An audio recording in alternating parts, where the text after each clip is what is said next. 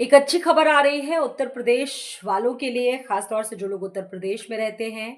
उत्तर प्रदेश के मुख्यमंत्री इस वक्त सिंगापुर दौरे पर हैं और ये खबर तमाम युवाओं के लिए है, उत्तर प्रदेश में रहने वाले लोगों के लिए है, क्योंकि मुख्यमंत्री योगी आदित्यनाथ सिंगापुर पे हैं। उन्होंने कारोबारियों के साथ एक बड़ी बैठक की है। वैसे तो उत्तर प्रदेश अगर हम देखें तो बहुत बड़ा राज्य है, बहुत सारी संभावनाएं हैं और जो सरकार है वो लगातार प्रदेश को आगे बढ़ाने की कोशिश कर रही है।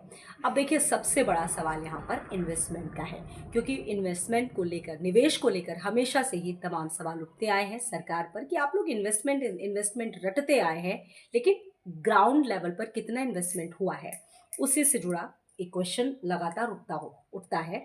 और आपने देखा होगा कि इन्वेस्टमेंट से लेकर इससे पहले भी बहुत सारे बड़े बड़े आयोजन उत्तर प्रदेश में हुए, ग्राउंड सेरेमनी हुई, इस तरह की चीज़ें हुई।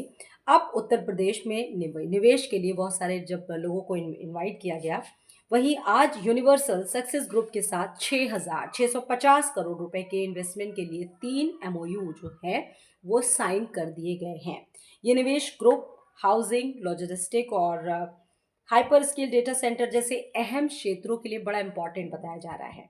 इनमें से 20,000 से ज़्यादा लोगों को रोजगार मिलेगा, यानी कि रोजगार जो कि उत्तर प्रदेश की एक बहुत बड़ी समस्या इस वक्त बन गया है।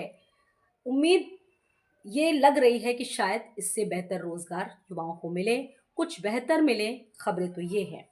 निवेशकों से ये भी बताया गया है कि हम निवेशकों को आसान और तेजी से मंजूरी दे रहे हैं। यूपी की 25 करोड़ से ज्यादा की बड़ी आबादी एक बड़ा बाजार है।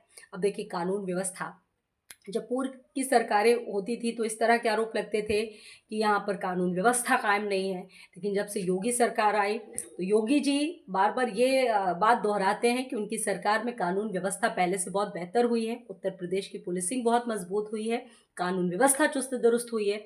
तो एक निवेशकों के मन में पॉइंट ये रहता था कि कानून व्यवस्था के लिहाज से यहाँ पर क्या वाकई में बाजार विकसित हो सकते हैं।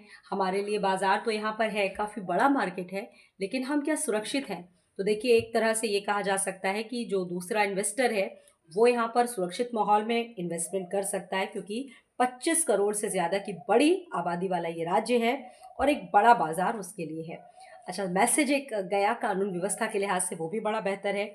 एक्सप्रेसवे और कनेक्टिविटी पर भी सीएम योगी ध्यान दे रहे हैं। ये मैसेज बार बार तमाम इन्वेस्टर को वो बताने की कोशिश कर रहे हैं, जिससे लंबे समय के जो निवेशक हैं, जितने भी इन्वेस्टर हैं, उनको फायदा मिल सके।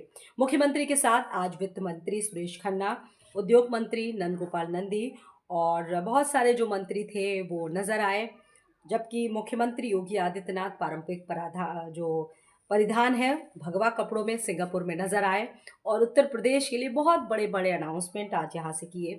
मुख्यमंत्री 3 दिनों तक 25 कंपनियों की सीईओ से मुलाकात करेंगे और ये माना जा रहा है कि उसके बाद 25 फरवरी को जापान दौरे पर भी पहुंचेंगे सीएम योगी आदित्यनाथ।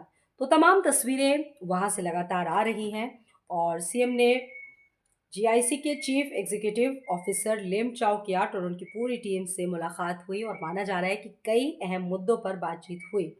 तो आज जब मुख्यमंत्री स्पीच दे रहे थे सिंगापुर में, तो यूनिवर्सल सक्सेस ग्रुप के जो एमओयू हुए हैं उनके बारे में उन्होंने विस्तार से जानकारी दी। जो आपको बता दें यहाँ पर कि जो पहला एमओयू साइन हुआ है वो ग्रुप हाउसिंग प्रोजेक्ट को लेकर हुआ है। इसके तहत जेवर एयरपोर्ट के पास यमुना एक्सप्रेस वे क्षेत्र में 100 एकड़ जमीन पर अंतर्राष्ट्रीय थीम वाली जो टाउनशिप है वो बनेगी।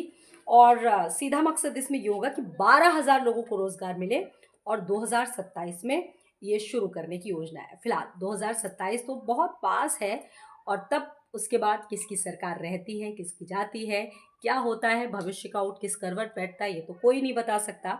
ये दूर की बात है। फिलहाल इसको 2027 तक तय करने की योजना है सरकार की।